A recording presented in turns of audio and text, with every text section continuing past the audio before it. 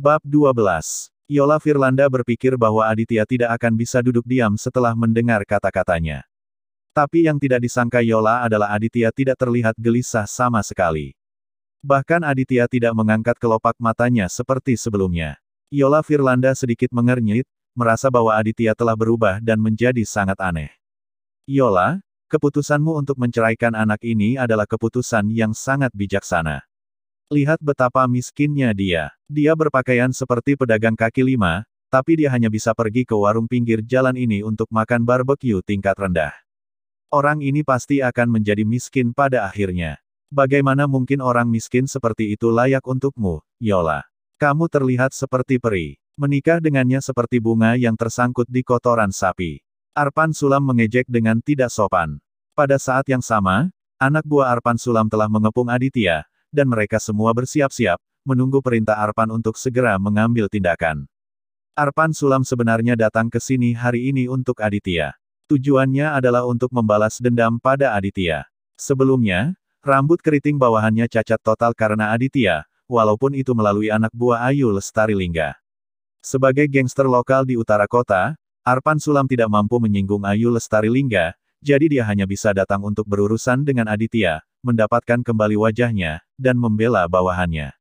Aditya, katakan sejujurnya, apa hubunganmu dengan Nona Ayu Lestari Lingga, dan mengapa dia membantumu sebelumnya?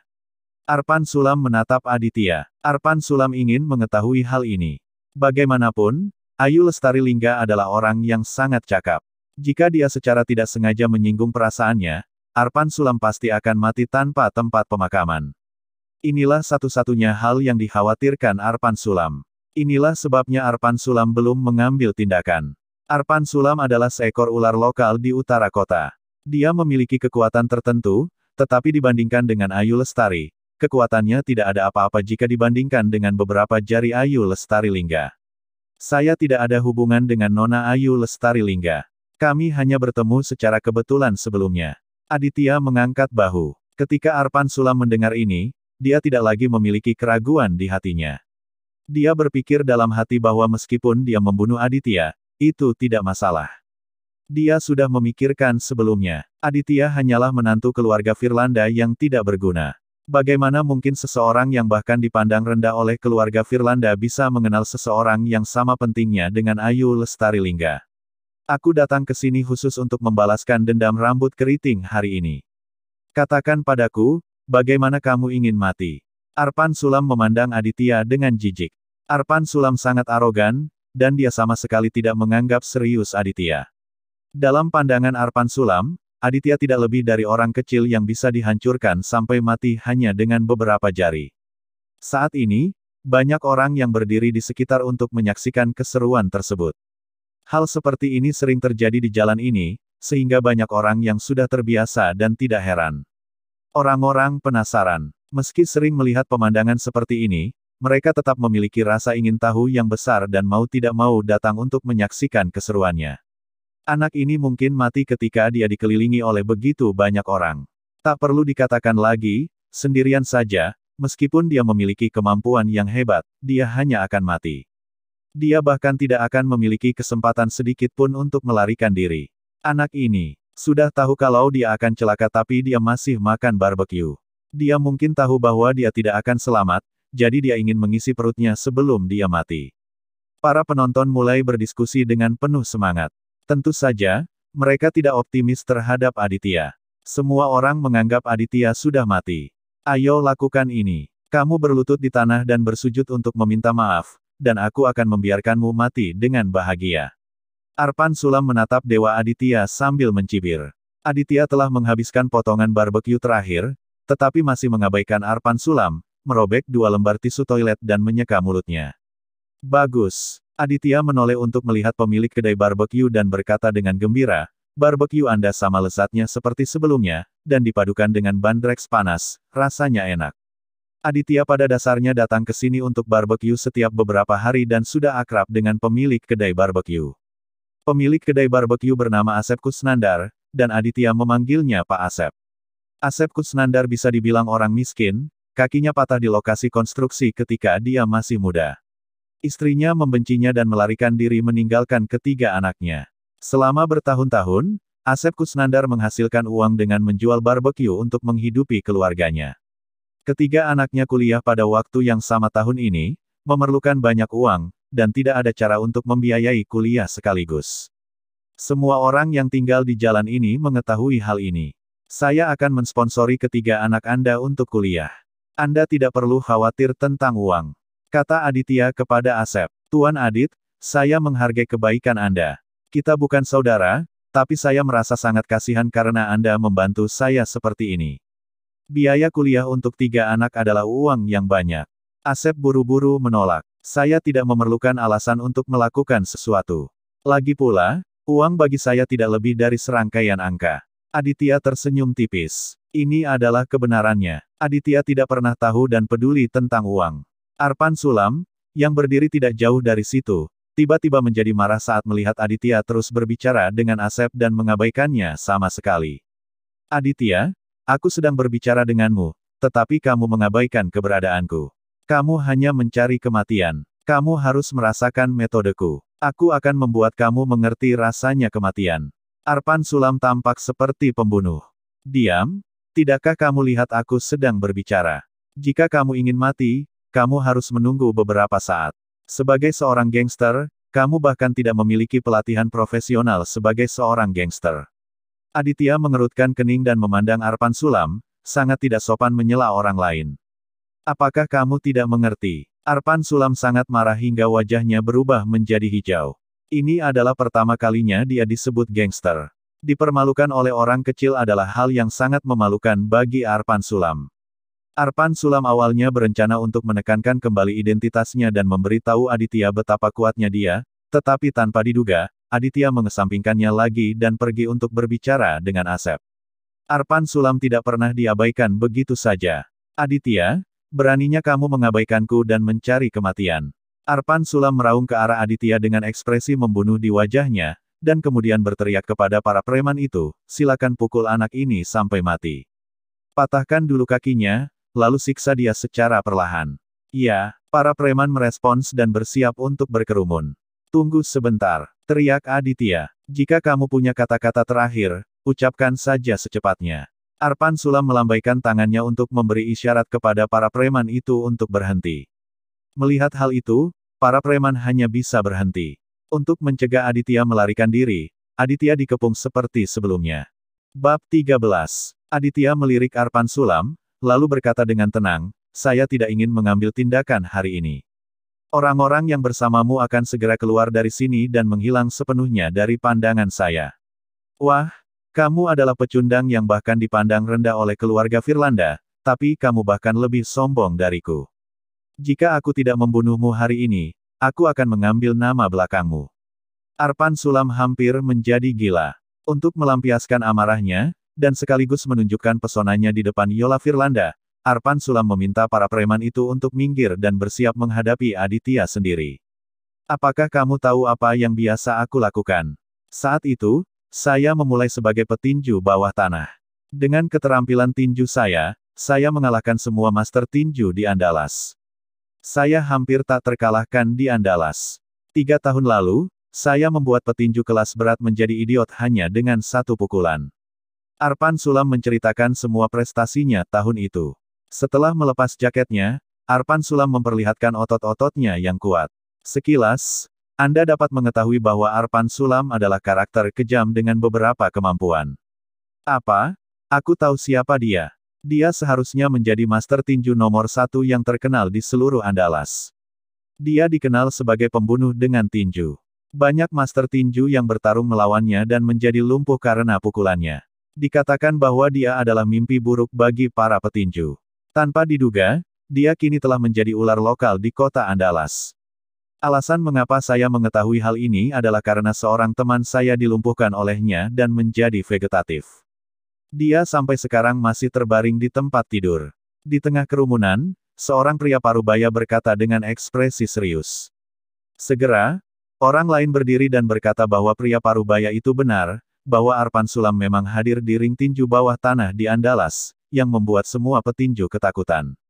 Arpan Sulam tidak menyangka masih ada orang yang mengingat prestasi mulianya saat itu, dan dia merasa sangat bangga. Dia selalu bangga dengan apa yang terjadi di dunia tinju bawah tanah saat itu. Bagaimana menurutmu? Apa aku hebat? Arpan Sulam bertanya pada Yola Firlanda dengan bangga. Tentu saja kamu luar biasa. Saya bangga padamu. Yola Firlanda menunjukkan ekspresi kekaguman di wajahnya.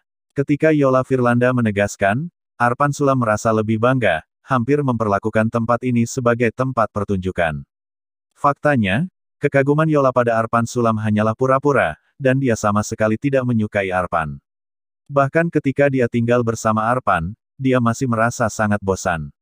Untuk meminjam 100 miliar dari Arpan, Yola Firlanda harus gigit jari dan rela menjadi pacar Arpan. Demi perusahaan, Yola Firlanda rela memberikan apa saja. Namun hingga saat ini, Arpan Sulam belum sempat menyentuh Yola. Setiap kali Arpan Sulam mencoba menyosor, Yola Firlanda selalu bisa menghindar dengan cerdik.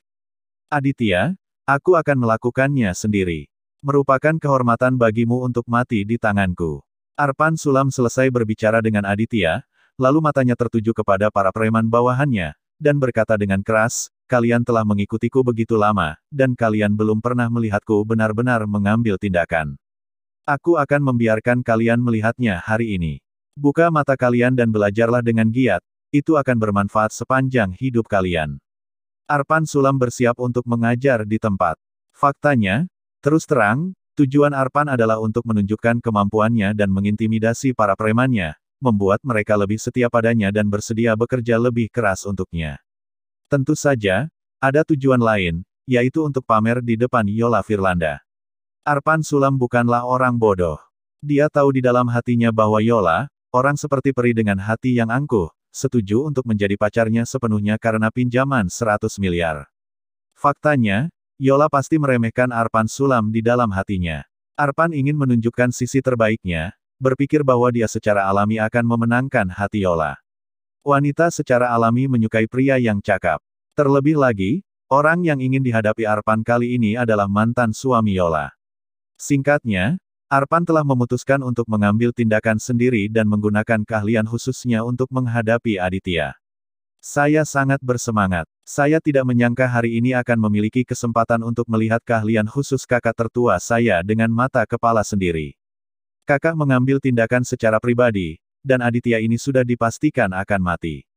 Tentu saja, begitu kakak mengambil tindakan, bahkan jika Aditya selamat, dia pasti akan lumpuh pada akhirnya. Para preman itu terus menyanjung Arpan Sulam. Sanjungan ini membuat Arpan sangat berguna. Wajahnya penuh kebanggaan, kepalanya terangkat tinggi, dan dia terlihat sangat sombong. Tidak ada seorang pun yang optimis terhadap Aditya. Semua orang merasa Aditya sudah mati kali ini. Bahkan Asep mulai khawatir, dan buru-buru berkata kepada Aditya, Aditya, saya akan melindungimu nanti, kamu harus menemukan cara untuk melarikan diri. Orang baik sepertimu tidak boleh menderita kerugian, kamu kalah jumlah, kamu pasti tidak akan mendapatkan keuntungan apapun.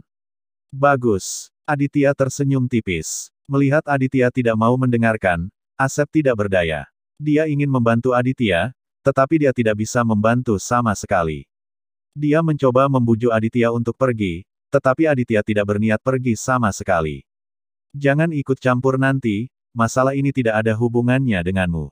Kata Aditya kepada Asep. Mengapa? Asep menghela nafas tak berdaya dan hanya bisa terlatih-tatih. Saya bisa menangani Aditya sendirian. Ketika Aditya dan saya mulai bertarung nanti, tidak ada yang boleh ikut campur. Jangan merusak perbuatan baik saya. Arpan memerintahkan kepada para preman itu. Ya, para preman itu menjawab. Mereka tidak berniat ikut campur sejak awal, karena serangan Arpan sudah cukup untuk membunuh Aditya. Yola, perhatikan baik-baik bagaimana aku memberi pelajaran pada Aditya ini. Dia telah menunda masa mudamu yang indah. Aku akan membantumu mengatasinya nanti, dan kemudian membiarkan dia berlutut di depanmu, bersujud padamu dan meminta maaf. Arpan berkata kepada Yola Firlanda dengan percaya diri. Yola Firlanda tidak mengatakan apa-apa, hanya mengangguk. Arpan Sulam tersenyum bangga, lalu berjalan lurus ke arah Aditya, matanya berkedip tajam, dan tinjunya mengepal dengan keras. Arpan telah memutuskan untuk menggunakan keahliannya yang paling kuat untuk melumpuhkan Aditya dengan satu pukulan. Tapi Aditya sepenuhnya mengabaikan Arpan. Pada saat ini, Aditya sedang memegang botol bir terakhir dan menyaksikan Arpan sambil minum bir dengan ekspresi acuh tak acuh. Aku tidak tahu harus hidup atau mati. Sudah waktunya, tapi kamu masih berani mengabaikanku. Arpan sangat marah, dan niat membunuhnya tiba-tiba muncul. Suara mendesing. Tinju Arpan langsung mengarah ke kepala Aditya.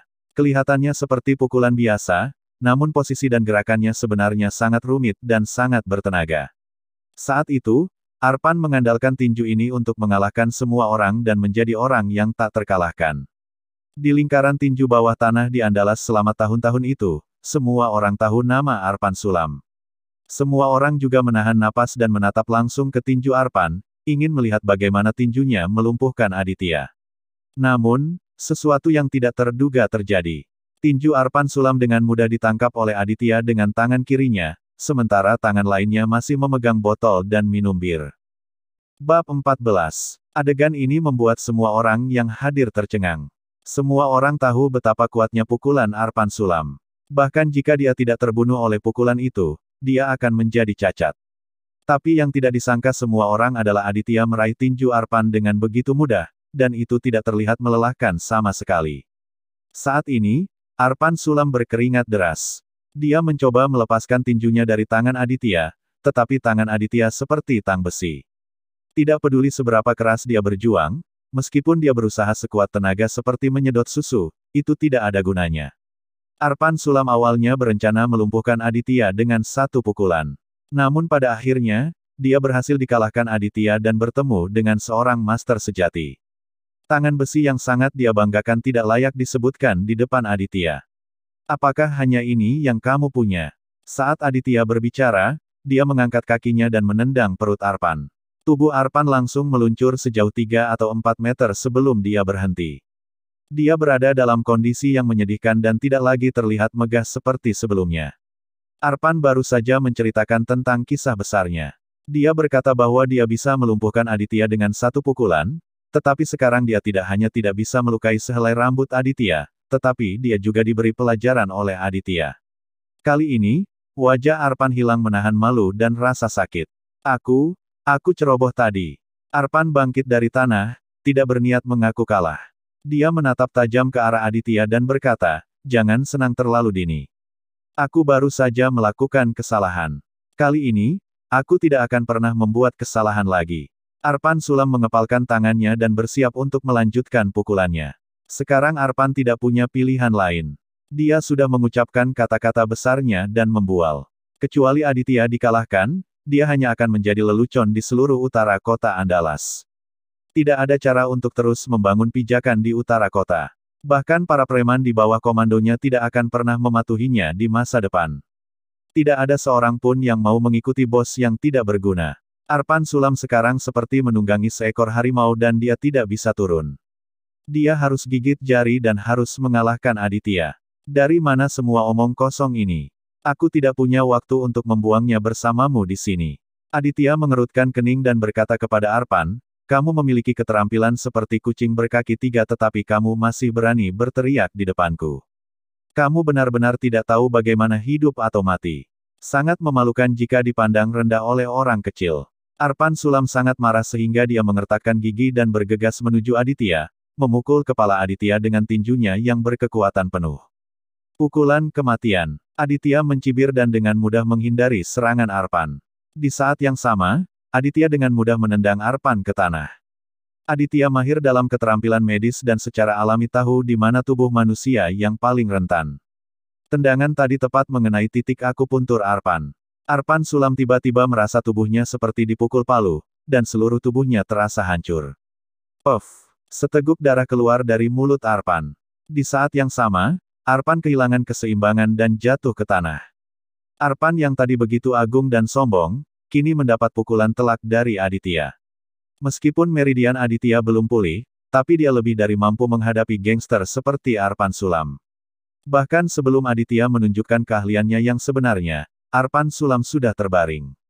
Dalam hal keterampilan, Arpan bahkan tidak memenuhi syarat untuk membiarkan Aditya mengambil tindakan sendiri. Masalah Arpan dengan Aditya hampir seperti mencari kematian, dan Aditya membunuhnya hanyalah lelucon. Ketika bawahan Arpan Sulam melihat kakak laki-laki mereka diperlakukan dengan sangat buruk oleh Aditya, meskipun Arpan Sulam baru saja memperingatkan bahwa tidak ada yang diizinkan untuk membantu, mereka tetap dengan berani mengerumuni dan bergegas menuju Aditya. Aditya bahkan tidak menganggap serius Arpan, apalagi antek-antek kecil ini. Sebelum semua orang bisa pulih, Aditya telah merobohkan lebih dari 30 preman, begitu banyak preman sehingga mereka bahkan tidak menyentuh sudut pakaian Aditya. Dan Aditya hanya membutuhkan waktu lebih dari 30 detik. Dengan kata lain, Aditya melenyapkan salah satu dari mereka dalam 1 detik.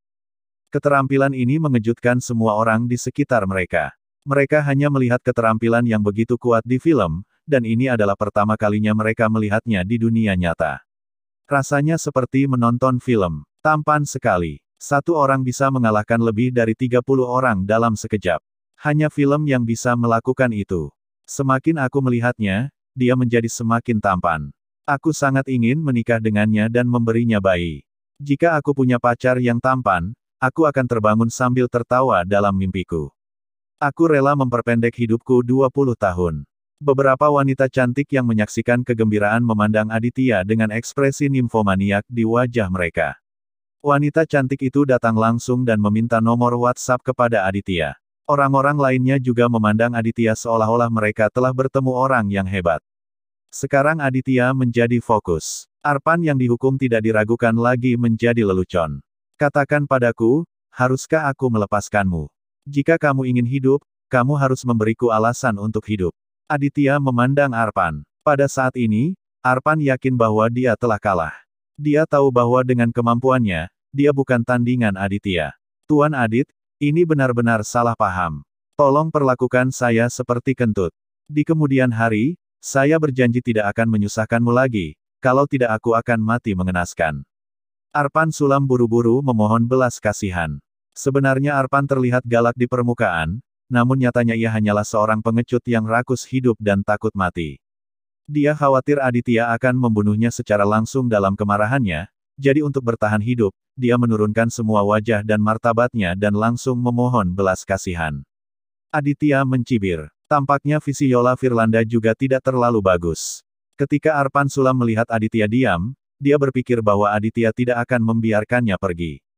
Bagaimanapun, dia telah merampok mantan istri Aditya, dan dia baru saja memprovokasinya seperti ini, yang tidak dapat dimaafkan oleh siapapun. Hal ini membuat wajah Arpan menjadi semakin jelek.